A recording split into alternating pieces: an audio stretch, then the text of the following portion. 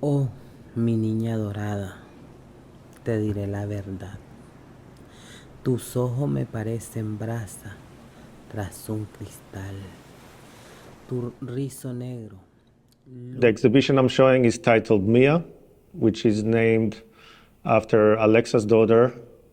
Mia means mine in Spanish. I felt like it could be the right title for the show because basically asylum seekers have no belongings, no material belongings.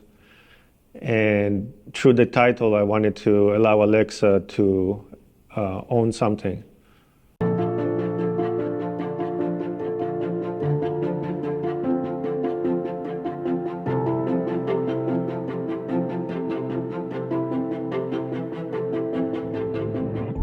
I'm interested in architecture and how architecture basically can create division or can be used as a measure to generate identity.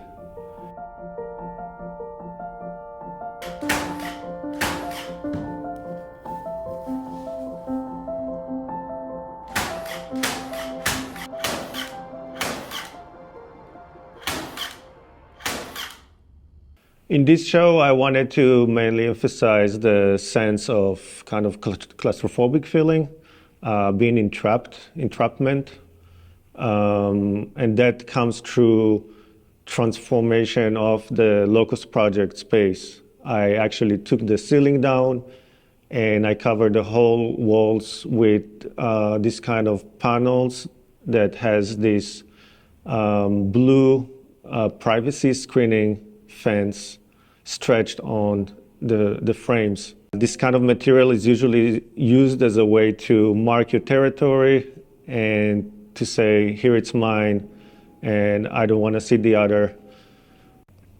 And then there are the sculptures, which are also kind of creating a new type of architecture. In a way, it's very familiar materials, but also there is a sense of something new that's kind of invading the space. The sculptures are sound sculptures. There's a sound element coming out from the air vents in the sculptures. The sound is Alexa's voice reciting poems that she decided to dedicate to her family, to her daughter, Mia, and to her mother that passed away. So we have two sculptures. One of them is dedicated to her mother, the big one. This sculpture is called Chinandega, after Alexa's hometown in Nicaragua. And this sculpture, the smaller one, is called Mia, after her daughter.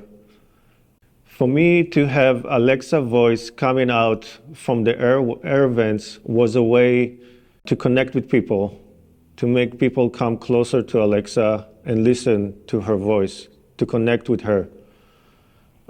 Using these familiar materials that we're so used to see, I feel like it's kind of enabling the viewer to come close and engage, and to engage with the other, the undocumented, the hidden, the rejected, something you would not do otherwise.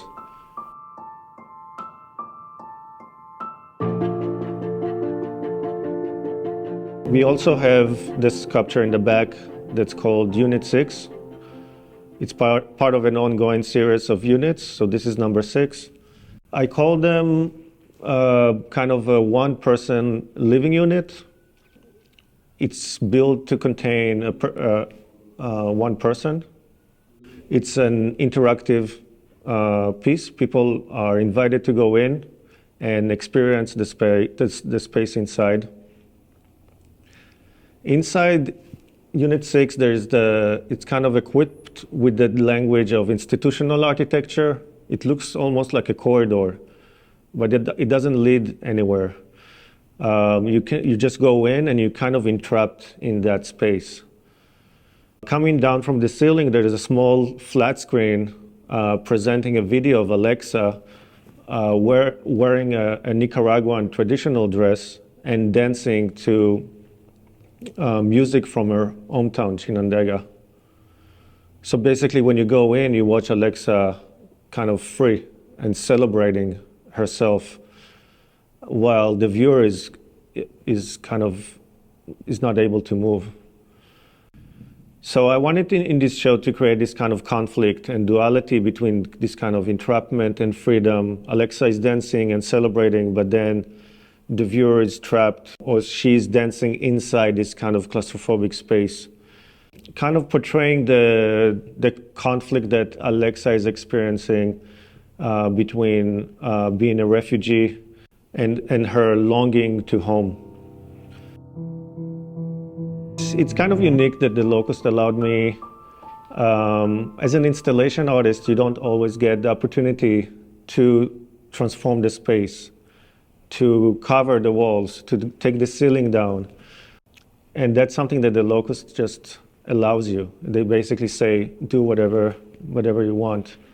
So for me, this show is very important. It's very significant to finally actualize something that I had in my head for such a long time. This project started back in 2020, right before the pandemic.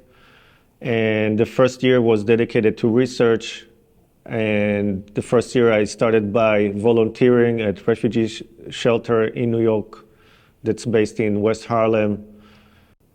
When I volunteered, I realized that I want to do a collaboration with one of the residents and create a show together. So basically, I see Alexa as an artist. I see her as a collaborator.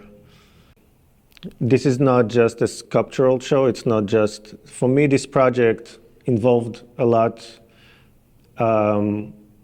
stepping outside of the studio, outside of the comfort of the studio, into kind of unknown territory, because it's the first time that I initiated a workshop and at the shelter with individuals at risk. This project had more than just the studio practice. It was also research trips to the border, volunteering with humanitarian organizations, nonprofit humanitarian organizations.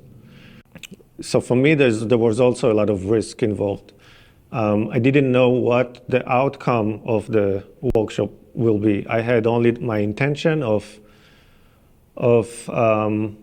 bringing the skills of an artist to the shelter, to see how can artists contribute in a shelter, because I believe artists are kind of highly skilled individuals. It took a time to build trust with Alexa through the meetings. And my meetings with Alexa, working with a refugee, I learned that refugees, that they mainly hide. They kind of stay in the same place. They don't do much because they can't take the risk of getting caught or getting into trouble, and then they will be deported. And the shelter that I collaborate with is a basement. It's not, people think it's kind of a luxurious, residential, but it's not. It's just a basement. There's no walls. There's no privacy. They're just kind of folding beds that they open at night, sleep there. During the day, they fold and move away. And that space function for other stuff. They don't experience the same New York as me. So that's why when I started the workshop with Alexa, I wanted to show her a different New York. I took her to museums, stuff that I do usually. So we went to the Met, we went to the MoMA, to the Whitney, also to give her some kind of intro to the arts. Although she's very creative, but I wanted to share. So that's why we did picnics in Central Park and other activities to show her a different New York that is not scary, that is not a trap.